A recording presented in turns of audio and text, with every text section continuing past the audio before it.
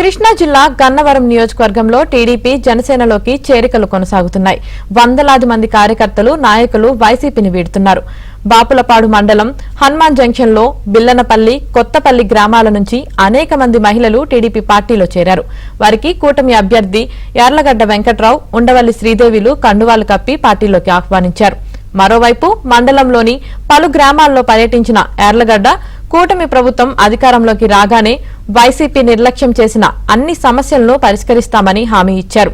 యార్లగడ్డకు స్థానిక ప్రజలు ఘన స్వాగతం పలికారు. అభివృద్ధిని అటకెక్కించారు, అప్పుల మీద అప్పులు చేస్తున్నారు, భావి తరాలని బానిసత్వంలోకి నెట్టారు. పుట్టబోయే బిడ్డల మీద కూడా అప్పు చేసే దుస్థితిలోకి ఈ రాష్ట్ర ప్రభుత్వం దిగజారిపోయింది.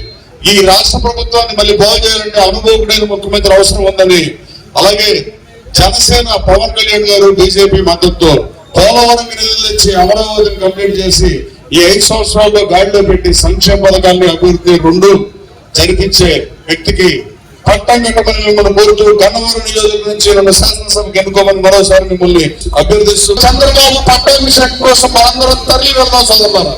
ఆ దిశగా మీరు పనిచేయాలని మిమ్మల్ని కోరుతూ 13వ తారీఖు జరిగే ఎన్నికల్లో ఫస్ట్ ఈవీఎం లో బాలసూరి గారి గాజు గ్లాస్ మీద, రెండో ఈవీఎం లో నాది 2వ నెంబర్ యార్లగడ్డ వెంకట్రావు అని నా ఫోటో, నా పేరు, సైకిల్ గుర్తు చూసి మరి బలంగా ఉంది.